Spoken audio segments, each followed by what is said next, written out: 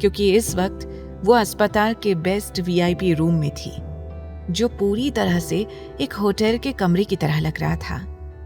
तब आस्था ने सोचा, लगता है भगवान जी ने हमें अपने पास बुला लिया है, इसलिए वो अपने स्वर्ग के दरवाजे के कमरे में हमारा इलाज कर रहे हैं। लेकिन कान्हा जी ने इतनी जल्दी हमें अपने पास क्यों बुला लिया? अब हम डॉक्टर कैसे बनेंगे? अपना सपना कैसे पूरा करेंगे?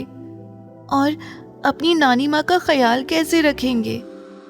आस्था के मुंह पर अभी भी ऑक्सीजन मास्क लगा हुआ था, साथ ही हाथों में ड्रिप लगी हुई थी। ये सब कहते हुए उसकी आंखों से आंसू निकलने लगे, क्योंकि उसने कसम खाई थी कि डॉक्टर बनने से पहले वो मरेगी नहीं। आस्था मन ही मन प्रार्थना कर रही थी। तभी दरवाज़ा खुला और सामने से अरमान सिंघानिया आता हुआ दिखाई दिया। वहां आए अरमान को देखकर आस्था की आंखें और बड़ी हो गई। वो घबराते हुए सोचने लगी, ये यहाँ? भगवान जी, क्या आपने मिस्टर राक्षस को भी अपने पास बुला लिया है? आस्था मन ही मन ये सोचते हुए अरमान को देखकर उल्टे सीधे मुंह बनाने लगी। अरमान सीधे वहां आया और उसके पास खड़े होकर बिना किसी एक्सप्रेशन के बोला, क्या तुम ठीक हो? आस्था गुस्से से अरमान की ओर देखकर कहने लगी, आप यहाँ क्या कर रहे हैं? कम से कम यहाँ हमारा पीछा छोड़ देते। उस दुनिया में क्या कम परेशान किया था आपने, जो अब यहाँ भी आ गए? अब आस्था ने जैसे ही अपनी मासूमियत में सारी बातें कही, अरमान हैरान हो गया और बड़बड़ाते हुए बोला, अब इस बेवकूफ को क्या हुआ है? अब ये कौन सी नई कहानी बना रही है? लेकिन इससे पहले कि अरमान कुछ कहता, पीछे से ध्रुव, आहान और सुमित वहां पहुंचे और ध्रुव आस्था की ओर देखकर खुश होकर बोला, आस्था भाभी, अब आप कैसी हैं? थैंक गॉड आपको होश आ गया। अब आप ठीक तो है ना? आस्था हैरानी से बड़ी बड़ी आंखों से सबको देखने लगी। आस्था को कोई जवाब न देते हुए देखकर वो चारों हैरान थे। ध्रुव मासूमियत से सारी बातें बताने लगा।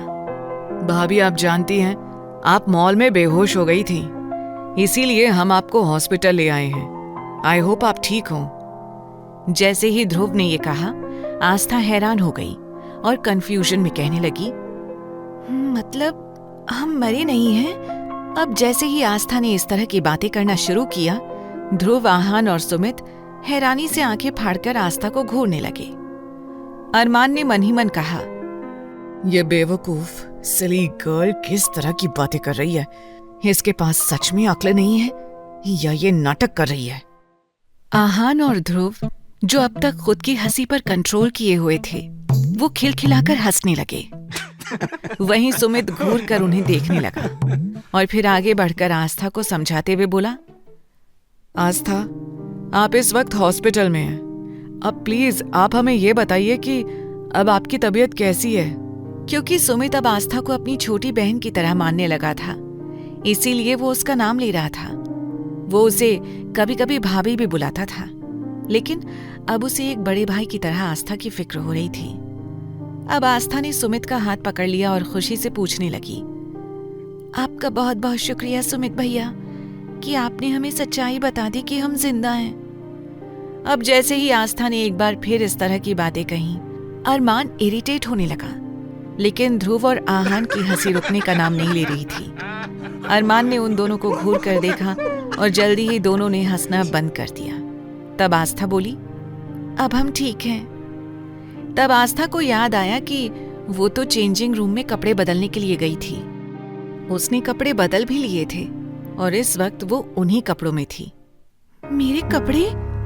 आस्था ने देखा हॉस्पिटल की चादर उसके ऊपर थी, जिसकी वजह से उसके कपड़े काफी कम दिख रहे थे, लेकिन वहां सिर्फ मर्द मौजूद थे। ये ध्यान में आते ही उसने अपने आप को अच्छे से कवर करना शुरू कर दिया। वहीं अरमान, जो आस्था को ही अपना दुपट्टा आगे पीछे से खींचकर अपने कपड़ों को ठीक करने की कोशिश करते हुए देख रहा था। अरमान ने आस्था से अपनी नजरें हटाकर दूसरी तरफ देखते हुए कहा, ध्रुव और आहान, तुम लोग बाहर जाओ और सुमित एक काम करो, इस आफत के लिए कुछ कपड़े मंगवा लो।